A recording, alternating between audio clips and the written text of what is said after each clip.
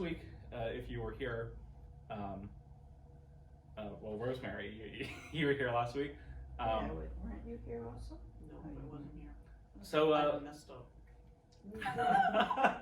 so last week, we talked a little bit about, we used a book called Atul Gawande's Being Mortal, talking about what it means to look at care from a holistic perspective, focusing on, what were the things that were most important to you in terms of evaluating the care process and things like that.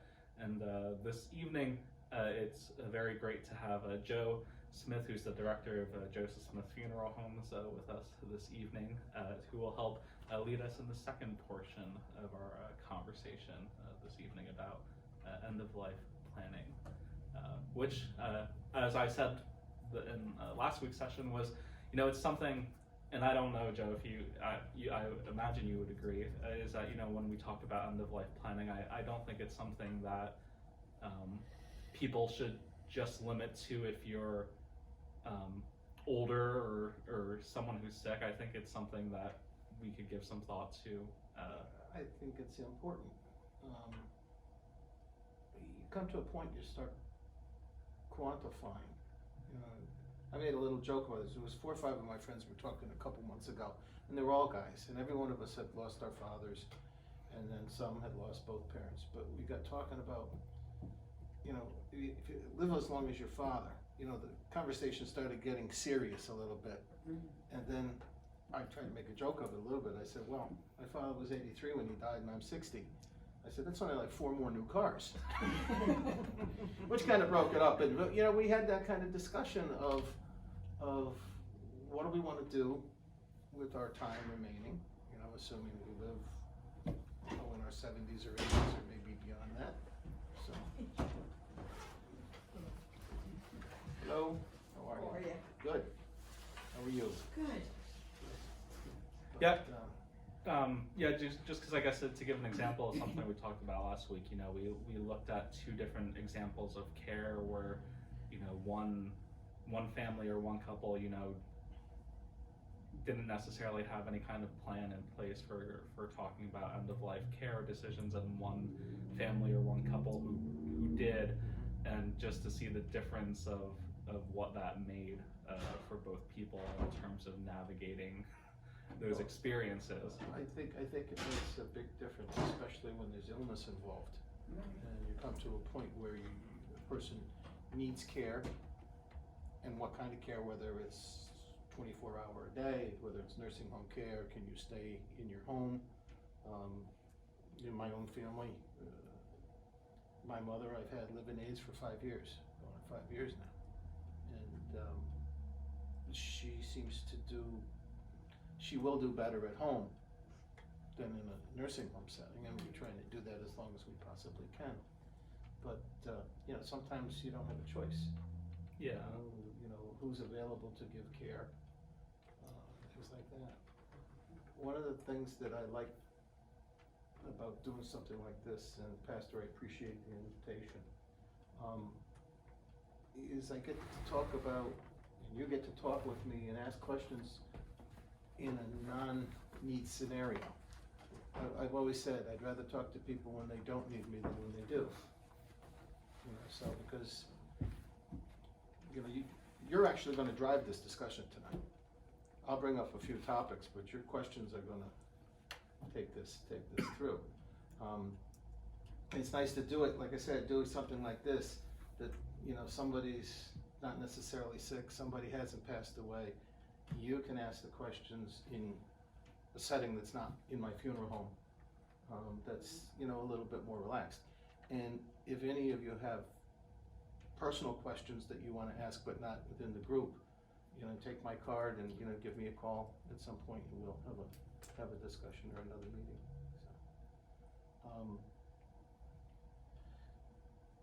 Again, as I said, I'd much rather meet with people when they don't need me than when they do.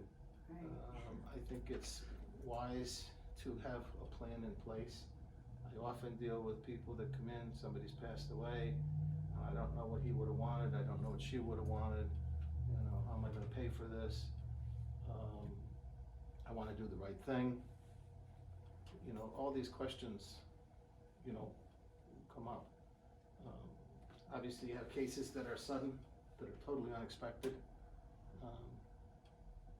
But when you have the opportunity to think a little bit about it and talk about it, and it's good to have an opportunity to talk to a patient who's sick, a person who's sick, to get their thoughts and ideas of what they want to do, and to make arrangements for yourselves ahead of time. It's a good thing in terms of you're on the same page. You know, one spouse may want cremation, the other wants burial. Well, how do we work around that? You know, second marriages. Yeah. Where do you go? Well, Yeah. that's just it. One of the guys that's worked with me has actually been a friend of mine for 43 years. When his first wife passed away, they had a funeral, they had a Lutheran service, and she was cremated. And his plans are, he's going to be cremated when he passes away, and the two of them, they want to scatter in Cape Cod Bay, because he had a house growing up with his parents, still have the house in Cape Cod. Now, he's remarried, and his second wife, her husband passed away. He was cremated also. I don't remember where his cremains are, I guess I do. They're buried in a cemetery, okay? And the second wife is gonna go with her first husband, and he's gonna go with his first wife. So, these questions can get rather testy sometimes. Did the children know this? The children know this Okay, on both okay. sides. It is all written down, so when they come to There's me, the key they words. won't be- That's the key words. There won't be questions. Write it Okay. down. Write it down. Just Good like talk. all your passwords, please. Yeah. That's another thing too. Making pre-arrangements, what I do, I can take it as far as a person wants to go with it at any particular time. And I kind of look at it more of a process. Some folks just come, we sit and talk for a while, kind of exchange thoughts and ideas. Then maybe we have another meeting, maybe at that point I'll get information that I would need for the death certificate or an obituary, or what the person's wishes are. Other people take it as far as making the selections that they want, be it a casket, be it an urn, be it a register book, memorial cards, all those kind of things that a person may want. I set a file folder of all that information for people. Every so often, a family will call or a person will call me and say, I want to make a change in my pre-need, which is great. You know, that's one of the beauties of doing this, is you have time to think about it. Right. You know, and sometimes your circumstances change, so you want to make some changes.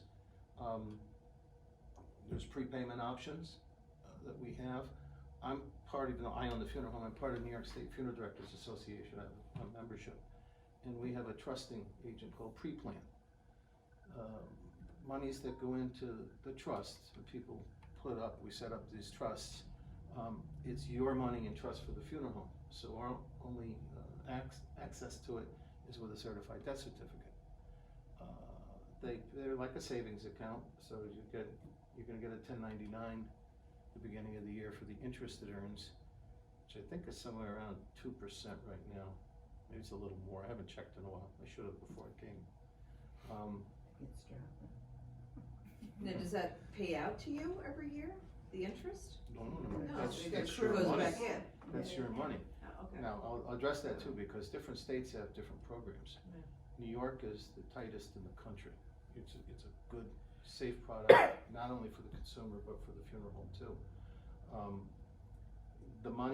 The funeral home has an option of guaranteeing the costs or not. I don't, because I don't know what costs are gonna be later on. But the account, especially if it's fully funded, at the beginning, I have found that over time with the interest, it's covered increases of costs. And I look at it, and again, I can't speak for any other funeral homes, but I look at it, if you're coming in $100 to $200 plus or minus, I look at it as a wash. You know, I'm not gonna go back and say, oh, you owe me another $150. You know, I've never done it and I never would. There's two types of pre-need prepaid accounts, a revocable account and an irrevocable account. Now, a revocable account, you put your money in the account, you set up the trust, and you can change it. If there's excess money at the time of need, it goes back to the family or to the estate, okay? Whatever money's in the account. If you wanna change the account, irrevocable or revocable, they can go to another funeral home. Like, let's say Casey had one with me and decided to move back to the snow country in Watertown, right? And he had set one up, he says, we wanna use the funeral home in Watertown. I send it up. Hi folks. Hello.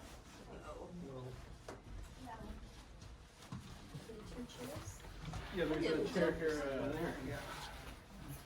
Hi, I'm Joe. Hey, Joe. Lloyd. Right, nice to meet you. Hi.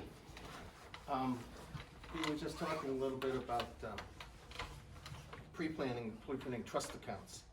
So I was talking about revocable accounts. In New York State, to set one up, a prepaid account, you need one to start with $500 as a minimum. And it's not like a car payment where the third of the month it's due, right? You put funds in as you go. I had one couple, and they're both passed away now. They would get a tax refund every year. It just worked out that way. So they come in, they got their refund. He was like Henny Youngman. He was just a funny guy. He was just nice couple. They split whatever they got into his, into hers. Eventually they were doing this. They died they were well in their 80s when they both passed on. But everything was pre-funded, and their family knew about it. And another scenario, that I had a fella that I knew set a pre-need up. This is why it's so important to tell your family or tell somebody who will be handling your arrangements what you've done.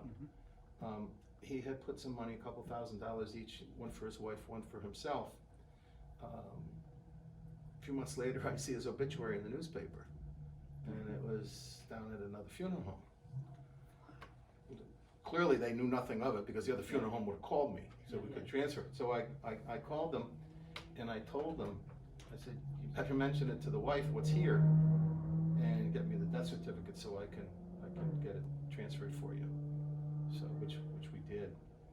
But that was, I think, clearly an example of, he never said anything to anybody, and whoever was making that call made a choice, and there they were. So, but with the irrevocable plans, as I said, it's your funds. The only access to it is with a certified death certificate for the funeral home. If it has excess funds in it in the irrevocable state, it goes back to the estate. Now, when you're applying for or receiving Medicaid, you would set up an irrevocable account. The irrevocable account means that it always has to be used for that individual's funeral expenses. Right? If there's money left over in the account at time of need, it goes back to Medicaid in the county where the person is receiving the Medicaid. Doing a Medicaid spend down of assets to qualify, a person can use those funds for children, grandchildren, to set up pre-need accounts for them too. Well, see, I thought it was just for the person. They can No, when you're in a Medicaid spend down, do more? you Oh, can okay. do more. All right. In fact, I brought some pamphlets for you folks to take with you that explains this too. There's one of them addressed it specifically.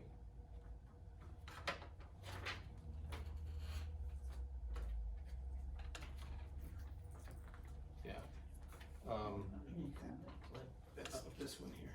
I'll tell you what, you can pass them all down if you want, and we'll discuss them. The recipient, minor or adult children, stepchildren, brothers, sisters, parents, and spouses of these individuals. The only stipulation is those accounts have to be irrevocable, Okay. okay? People don't necessarily know ahead of time that they're gonna be in that circumstance, right? Well, quite often Well, not. you're gonna but- die, So, you know, But I'm talking about the circumstance of having to spend down. To spend down. Medicaid then. Well, when you're in a situation, let's say a person's gonna need nursing home care, all right, and you have X amount of assets, all right, and nursing home care around here is going $15,000-16,000 a month now.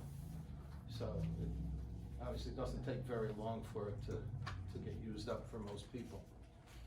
So you're gonna come down to a point, I wanna say you can keep $15,450 of your own money. There's stipulations with your home. Medicaid law is kind of complicated when you get down in the nitty gritty. There's a few elder law attorneys in the area that, you know, I would suggest anybody in those kind of situations, you probably want to talk to them to see kind of save your funds or how the best way to allocate funds are. One of the things that I think is extremely important is to have a will. yes. Please. Could you sort of go a little bit more, say a little more about that? Just because last week we had also talked very briefly about advanced directives, and I don't, you know, I don't know, you know, we hear both of those terms thrown around, advanced directives and wills. Well, advanced directives are going to be for your health care. Mm-hmm. Do you want resuscitation efforts at DNR? Do not resuscitate. So you want to have those kind of things in place, certainly at a certain point of life. You know, heart attack or get a stroke, and then it's a decision. You know, do we take somebody off life support? Do we keep them? It helps the family to know what your wishes are, and you know what amount of life-saving care does a person want to have. And there are situations where even if you have a DNR, if you're having surgery, those rules go out the window. But you know, you see it. Everybody knows somebody that's had a family member that's been on a ventilator or that kind of thing. And you know, a lot of this is kind of soul searching for yourself. You know, every one of us would have maybe a different opinion on what they want for themselves. So I think those things are important to have. Obviously, financial plan, you know, for your estate, for your relatives. Will is extremely important. I talked to a lot of my young friends that are getting married and now have their first children. Do you have a will? No. Well, who's going to take your children? God forbid you and your wife get killed in a car accident. Well, my mother will take it. Well, what about her mother? Oh. Have the will. Name your guardians. Guardians. I have to Don't go update so mine serious. because I haven't done it since my kids were little. Right. And they're not little anymore, so. But Your testamentary plan has changed. it's changed, exactly, and who do I want to torture with what at this point? We all can't die in debt, you know. You know, you want to be able to live. That's the deal. You want to be able to live. Now, see, my mother got an insurance policy. She's pre-arranged her entire funeral, but she got an insurance policy that will kick in when she dies, Mhm. that is gonna pay the funeral. Should she be prepaying instead? I don't know. Not necessarily. Yeah, okay. New York State, as I said, has the strictest pre-need laws in the country. Other states, Florida, New Jersey, a lot of other states, they're insurance people selling pre-need. You know, you see these ads on the TV? If you look at the little disclaimer that flashes about 3 seconds, not available in New York. Okay, so what you're getting is you're getting somebody that's selling you an insurance policy as pre-need. And these policies, they're market driven. So they can change. If the economy goes down, you know, you may not get the benefit. A lot of them have penalties. You said with New York, you transfer it, all your funds go. You know, if you go to another funeral home. I've had situations where people have moved from, I know one from Texas, and the way her policy was written, I think they kept 30%. I mean, it was a huge amount of money. You know, so you want to be really careful on those kind of things. If I was a salesman, sure, I'd want to write the policy. And New York State protects it from this. And in fact, there's legislation that's been renewed for the last 20 years, and I just got notification yesterday through our association. New York has banned these type of pre-need sales, but it expires, it grandfathers out 2021. So we want the legislature to, and the governor, to make it permanent in New York, that these kind of companies can't come in, because it's not good for the consumer. So, to answer your question, it depends on the type and the point of your life. I've recommended people not prepay them.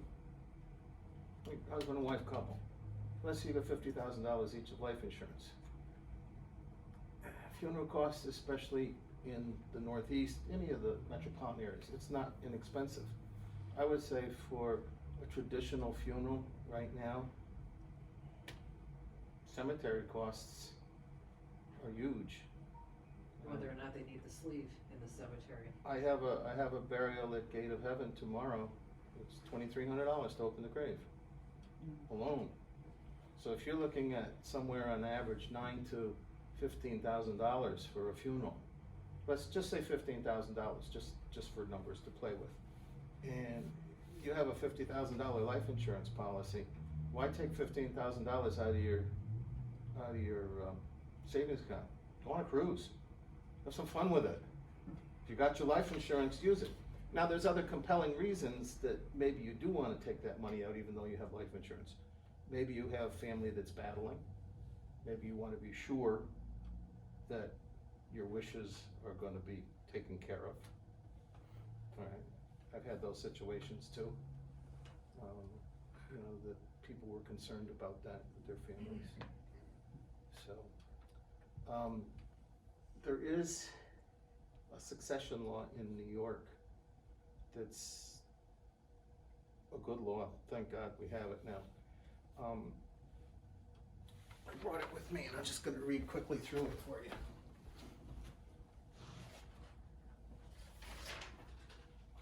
Person that are entitled to make funeral arrangements, taking control of the disposition of somebody. A person designated in a written instrument. Okay? A written instrument is what's called an agency form. It's a simple form that a person can designate specifically who they want to handle their arrangements. For instance, if my wife filled out an agency form and put the man across the street in charge, and she died, even though I'm her spouse, I would have nothing to do with those arrangements. Why it's a good law, well, I'll step beyond. Designated person in writing, a spouse, domestic partner, any child over 18, either parent, brothers or sisters over 18, guardians, and then it goes down, okay. There are situations that happen that there's family fighting, right? So people, I mean, Joe, what do I do about this? There's the agency form. You want this, you want certain things, you specify in this form specifically things that you want. Do you want to be buried? Do you want to be cremated? Do you want to have a church service? Do you want to not have anything? And who do you want to take care of these arrangements? You have to talk to the person that you're designating. They have to sign this, and there has to be 2 witnesses to it, disinterested, and not the funeral home. Not the funeral home. Then you would keep that copy. We would keep that copy with your pre-arrangement. And it works, as I said, it works out really good. Some of the drivers of this law were family fights. People that got married 40 years ago, lasted about 3 weeks. They spent the last 30 years, the woman and the man, with other people. They never got divorced. Who's in charge? Not the person they're living with. Right. New York doesn't have a common law. So, when you have same-sex couples, sometimes families Don't want that. don't want the other partner to be involved, you know, and this kind of heads it off at the pass. And when I even sense something like this is gonna be a problem when I'm making arrangements with people, I suggest it, especially on pre-arrangements. If I have any inclination that you're gonna have a problem, I'm gonna suggest that you do that. What happens if the person dies not in New York? You wanna have a New York funeral home take care of the arrangements.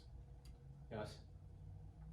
I don't know. I mean, if, snowbirds, they go from New York, they go to Florida for half the year, they come back here for half the year. Mhm. I mean, what if they don't die here? We have folks, so let's take it from the perspective of, we're gonna handle the funeral arrangements, and they pass away in Florida, or North Carolina, or wherever.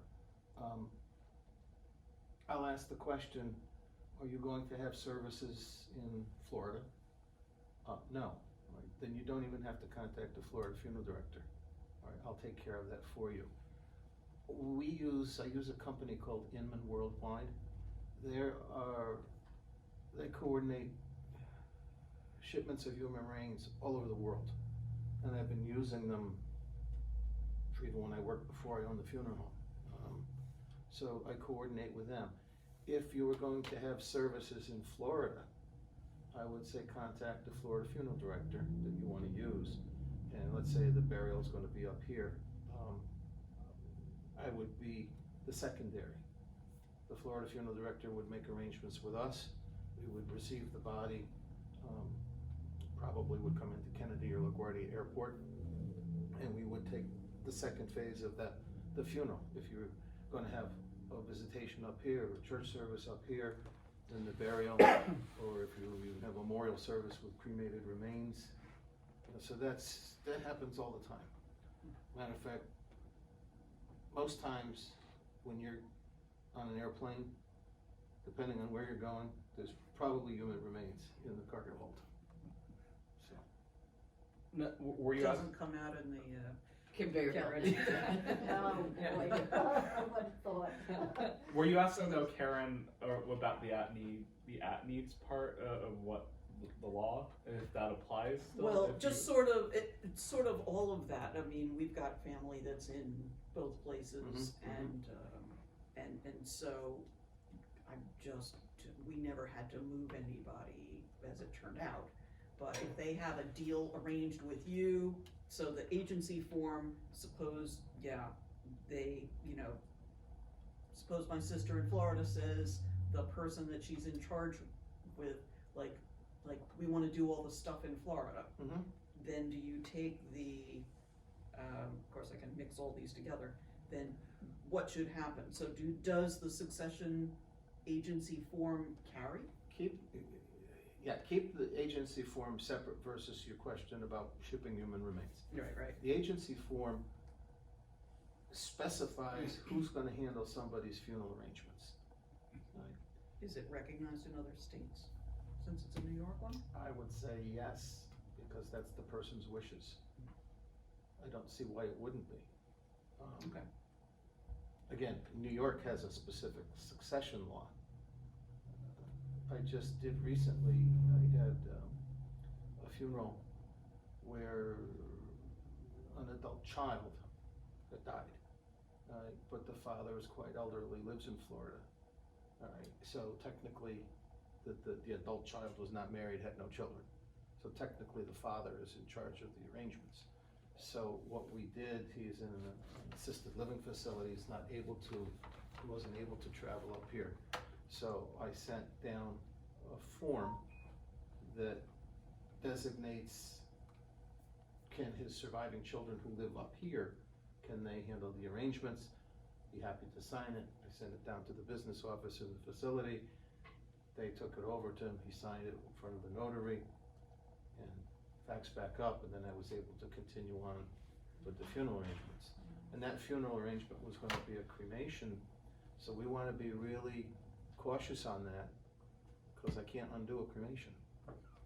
You know, so. Get out the glue. We did this crap in your office. It's okay. A little levity fun. And anyway, let me also say this. If you guys have questions, just jump right in. You know, this is for you folks. I mean, I could talk, but this is really what's good about doing this, and I've done several through the years, is in various places, is you get the opportunity to ask questions that you might be a little timid about. So if somebody has pre-arrangements here, and then they decide to permanently move out of state Transferable or refundable completely, with the interest, yeah. Again, in New York State. Other states, depending on how the pre-need product was written, a trust account was written, there could be a penalty. New York State is not. And I have probably 1 or 2 a year that transfers because people moved and people that have come in. You know, it happens. It's not a rarity. So at least, you know, one thing about the New York State pre-plan, it's FDIC insured up to the limits, which I think are $250,000 now. They do all the paperwork in terms of tax filings, all that. You get a statement from pre-plan every year, what was done. This confirmation copy sent. So if you were making additional deposits as you go along, every time that deposit's made, you're gonna get a confirmation copy that I send it in. And again, what I do, I keep a paperwork trail, so you mail me a check or send me a check or drop a check off to add to your account, I make a copy for you and a copy for me. And then I staple it right to the deposit form. In any given time, I can access any day what's in your account at any given day, you know, on the computer, so.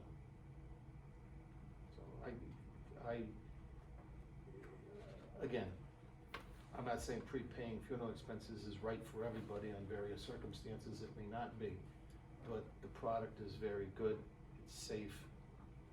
I've never had an issue with it.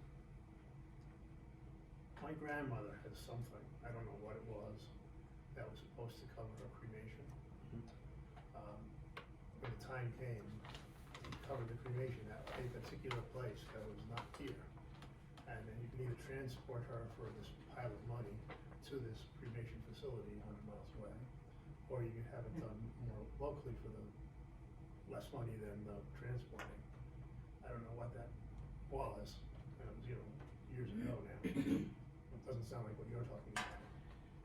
No, there is societies, the Neptune Society is probably the most well-known. And there are people in offices that get agents to do this.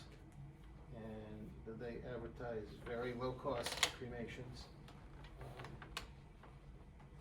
You know, Florida, direct cremation fee might probably be average somewhere between, I'd say probably $900 and $2,000. When I say direct immediate cremation, I'm talking about other services. Person dies, the paperwork is done, the cremation takes place, the cremains are returned to the family. You don't see that up here because of the cost of living up here is so high.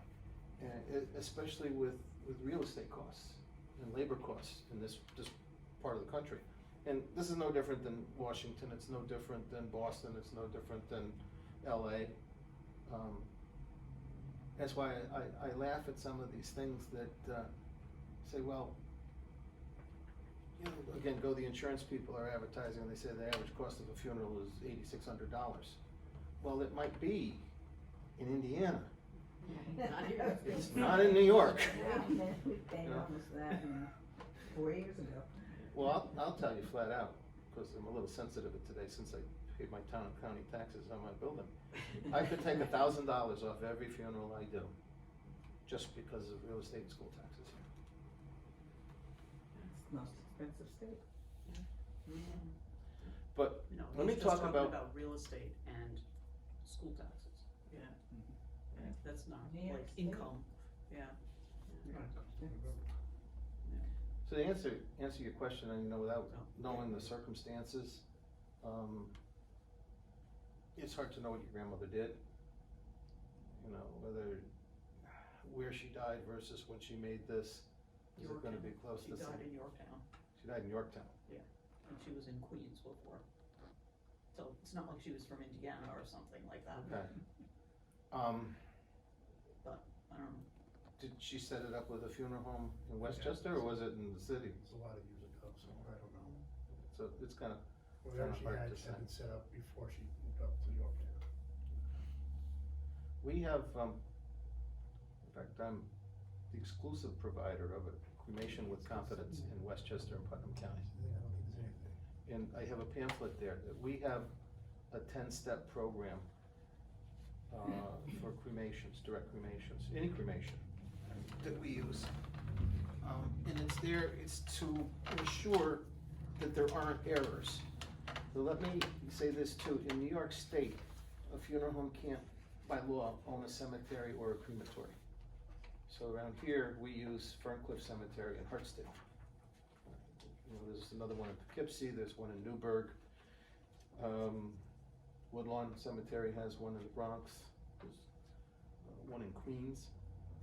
Anyway, we use Ferncliff unless a family specifically wanted me to use a different one. But this 10-step process that we have, you know, it's certainly a code of ethics. You know, we want to, I don't wanna see you down the street and have to duck into a doorway. All right, that's not certainly how I operate. Identification, this is important. What we do with the person who's gonna be cremated, we want an identification to be made. What we'll do is we will,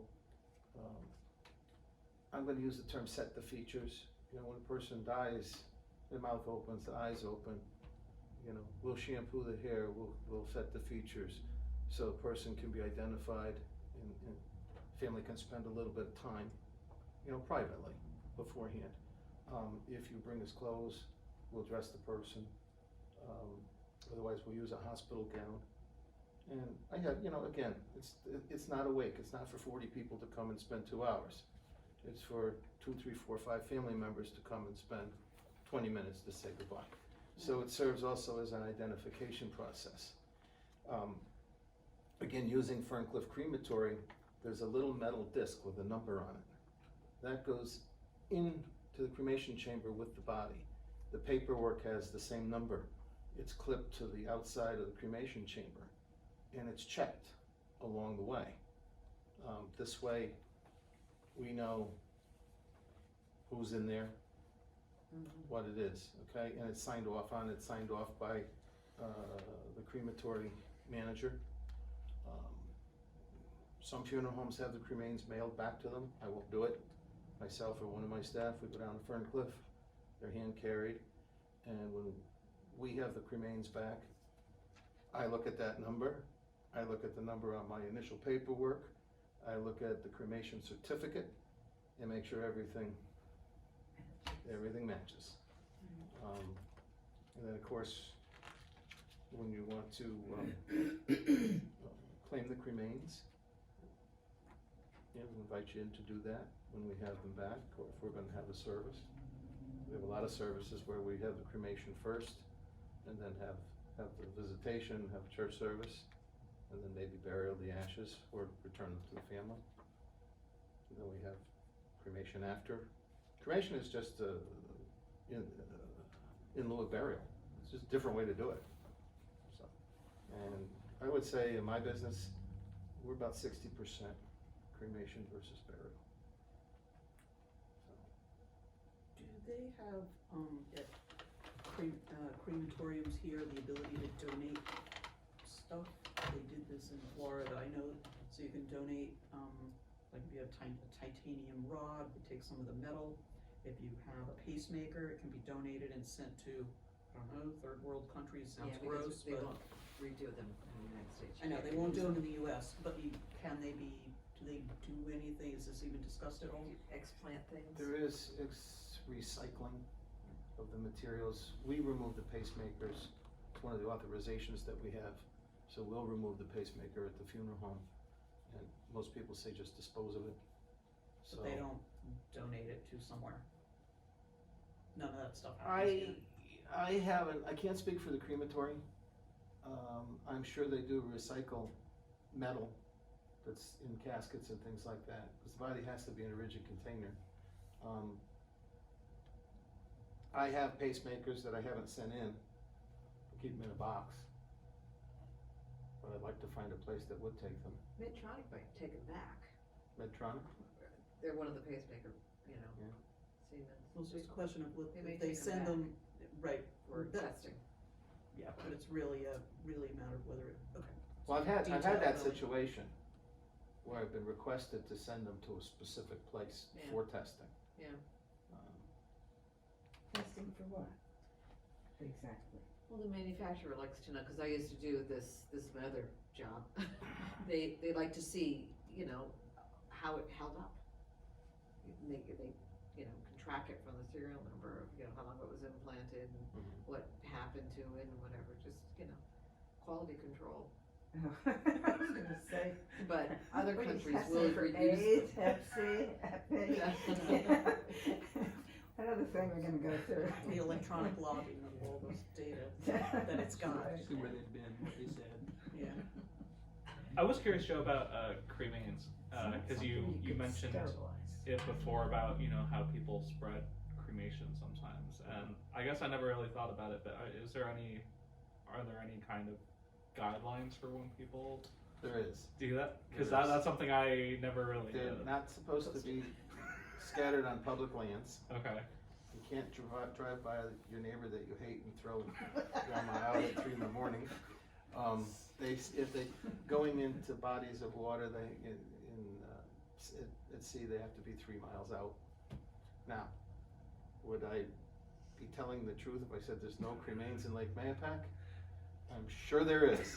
My girlfriend's I won't- Underwood Lake. I won't put them in, but, and I know there's cremains not Atlantic City, well, there is in Atlantic City, but I know there's cremains in Yankee Stadium. I know for a fact that there's cremains in Disney World. So, sometimes I say, Here you go. don't tell me. Right. And don't let the coin out of the bottom of the box, cause then it's traceable. Yeah, you wanna do, well, that's on either attached to we received the cremains, they're in a plastic bag within a cardboard, within a plastic container, within a cardboard box. Mm. So what Ferncliff does is usually attaches it to a piece of tissue paper on top as a spacer. But once in a while they'll put them on the tie, which is good too, so. My mom and dad are underneath their bedroom window, and when we sold the property, we told them, Oh, geez. and gave them the option of leaving them, or we'll take them out and put your mom there. And they said, no, leave them, and come anytime you want to visit. No kidding, it was very nice of them. Yeah. Yeah, you have to kind of pay attention to what you wanna do. Oftentimes people say, we're gonna scatter them in places that their family member would like to be. It might be the Adirondacks, it might be a Mhm. lake, it might be the ocean, at a beach somewhere. Shipment of cremains, we do have occasionally people die on us. Again, we use Florida, it's easy. The body's cremated in Florida. UPS, FedEx, they won't take cremains because they consider them irreplaceable cargo. But the Postal Service will. And it's certified, it's tracked, and it's expensive. It's somewhere around $100.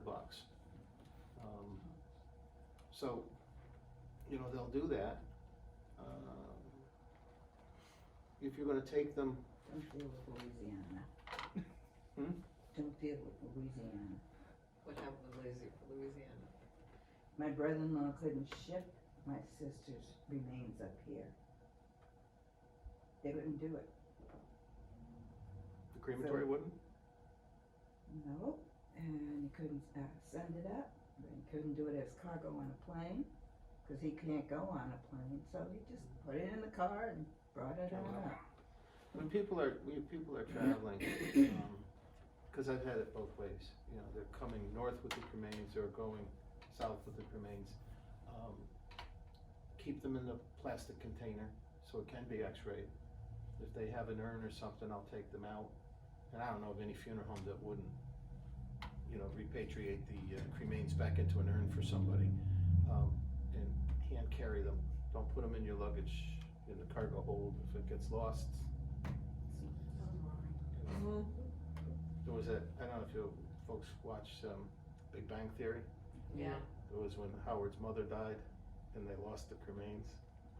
And he was all beside himself, and he knew as Howard could be. But I did have one a few years ago that I was shipping to Scotland.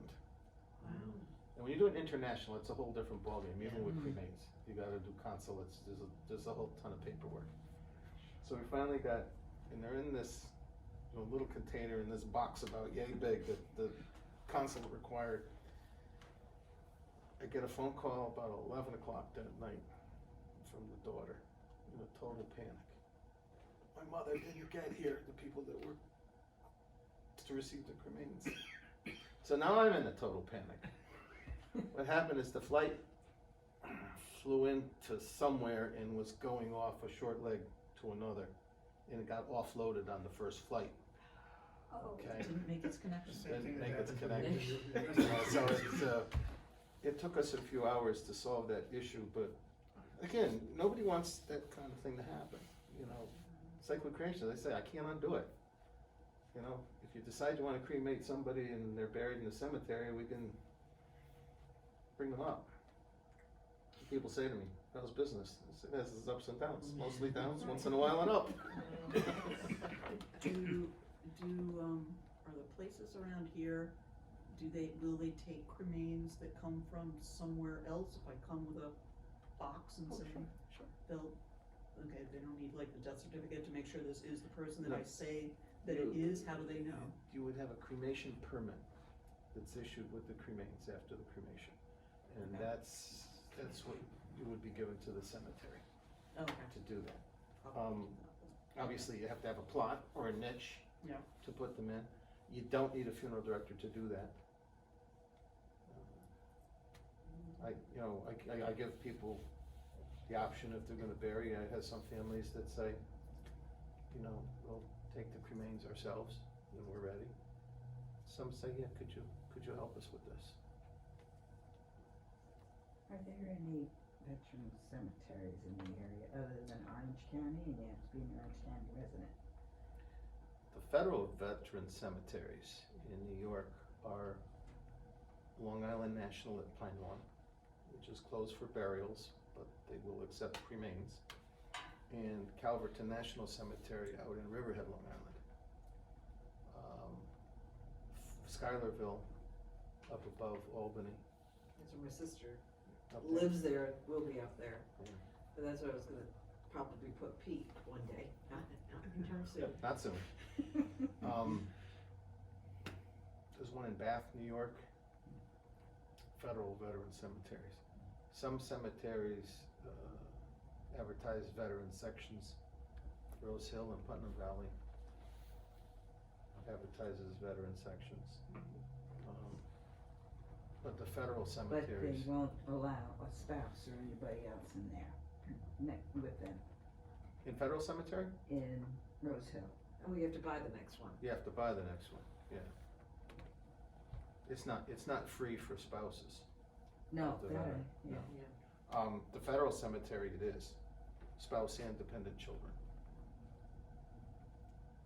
So, Okay, I would ask at this point if there's any more questions that perhaps you all had for Joe.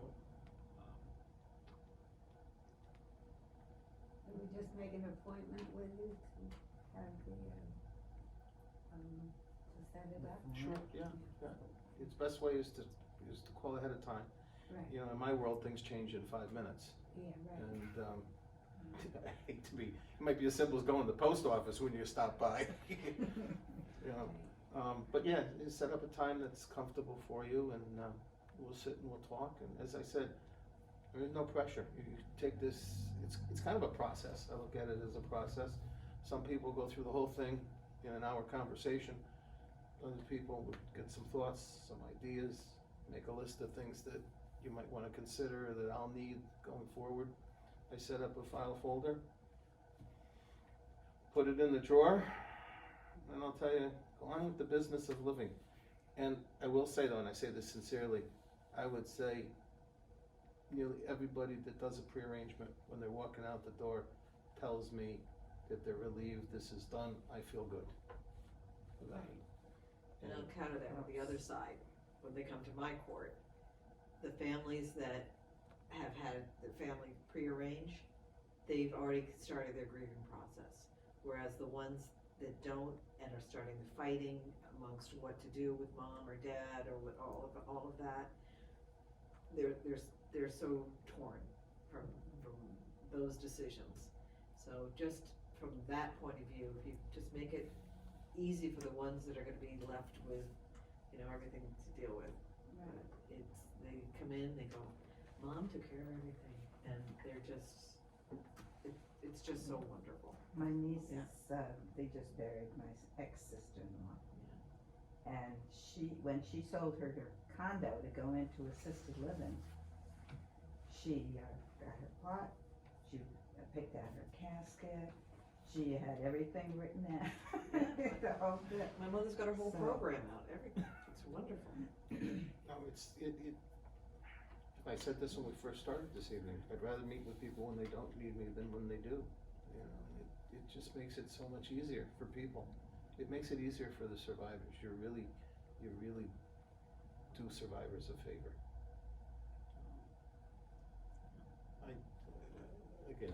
I'm not, Somebody Push start anything. their obituary in advance. well, some of them are pretty funny. Yeah. My brother sent me one a couple years ago out of the Danbury paper. He lives over there. It was really funny.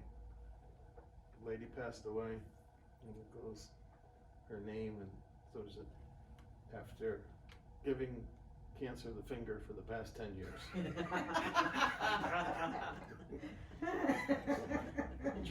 which was really good. So, but one thing is, it's funny, what we have with we have a website for the funeral home, but we put obituaries on if the family wants that. I mean, you don't have to. I'm looking them up all the time. Are you? See if I'm not there. You can have, it's still the Just look in the expression. mirror, it's okay. Yeah, my name's not there. Get going. You get up in the morning, your feet hit the ground, the rest of you doesn't. It's already a good day. If you look in our local paper, not the Mahopac News, well, that one too, your name's not there, but half the time when you did, it's not there anyway until God knows how much later. Well, the newspapers have gotten extremely expensive. Oh, terrible. Yeah, The Journal News is $400. it's like $13 a column line. I think it's $12.97 a column line. But you're looking at 3-4 words. So, these can run $400, $500, $600, $700 very quickly. I put one in today for somebody, it was over $600. For us, our website's part of our service. If you want, it can be as long or as nice as you want, and people can send a sentiment in. And what we have though, is we have a fail-safe on it. Matter of fact, I got a nasty email from somebody earlier this week about, you didn't put my condolence on, blah, blah, blah, blah, blah, shame on you. So I went on to the obituary, I went into our program, because our fail-safe is like a 24-hour. It's designed to prevent people from putting something inappropriate, profane, hurtful out there, so it can be caught. And I checked to see if there was a problem, which there wasn't. But I guess the time when it went into my system was 11:01, the evening before. Now this was around, it was before noon when I saw this and checked it, or a little afternoon maybe. Anyway, I said, and I sent a reply email, explaining the fail-safe. I said I checked to see if there was a problem. I said it went into our system, you know, at 11:01 last evening. It was less than 13 hours. So she sent me, I said, I overrode the system, it's posted on, okay. So she sent me a reply, thank you. Glad you did this. I don't understand your fail-safe, but you rightfully overrode it. Okay. So I sent her another email explaining just that, what the fail-safe was and why we do it, and to prevent that. And I said, in fact, we have caught inappropriate and hurtful sentiments to people. And that's why we do it, you know, it's to protect families. Because it's unfortunate that people are so cruel to do this, but They're striking out because it hurts. There's a thing online, it's legacy, mhm. right? How does that work? Does that refer to what you have on your website, or is it only if it's in a newspaper? It's both. So, It's both. So a newspaper probably will go into the legacy system. but does something on your site go into the legacy system? It did, but we changed, and I have to look at, my hosting is a company, they're in Florida actually, that only deals with funeral homes.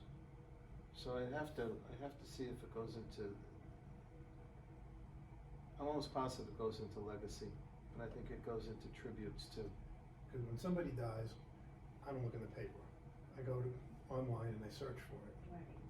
And if it's in the legacy thing, I'll find it. If it's in a newspaper, I'll find it, usually. Some of the newspapers won't show it to you unless you're a subscriber, which kind of sucks. I mean, come on, you know, it's like, I don't live in Chicago, I can subscribe to the paper just to find out. Exactly. There's a couple of thoughts on that too, that in terms of, people don't look at the newspaper, particularly the younger generation. They're getting it right here, you know. So I encourage people to put it on the website, because people, you know, go back to the sunburns. I heard that my friend died up here, we're in Florida, we're not gonna be able to come, but you can say something nice to the family, you know, at least that you're letting them, you know, do you think about it? You know, when my father died, I got funeral director colleagues of mine that I know upstate and western part of New York that sent messages, which was, to me, was comforting. So, while I'm thinking of that too, this is something that drives me nuts, this 1-800-Flowers. We got a box today, FedEx, now we gotta put them together. Okay, they're coming in a box. Huh? I thought they called into a local florist, they don't? Quite often they don't. Or they call them into one that will take them. Again, you know, they advertise $39.95. Well, $39.95 in Indiana, you're gonna get a nice piece of flowers. You're not getting that here. So, anyway, I always recommend to people, if you are going to send flowers out of state or somewhere else, you know, for a funeral, call that funeral home. Ask them to give you a couple of recommendations of who that they would use, because you're gonna get a better product. So, then call the florist directly. Even if it's somebody's birthday, I like to do that, you know. You can find a florist in that town, and you get to talk to the person, say, what do you have that's nice? What can you do for me for this? And you're talking to a human, you get better, Mm-hmm. you know, rather than just the FTD thing or the 1-800 thing.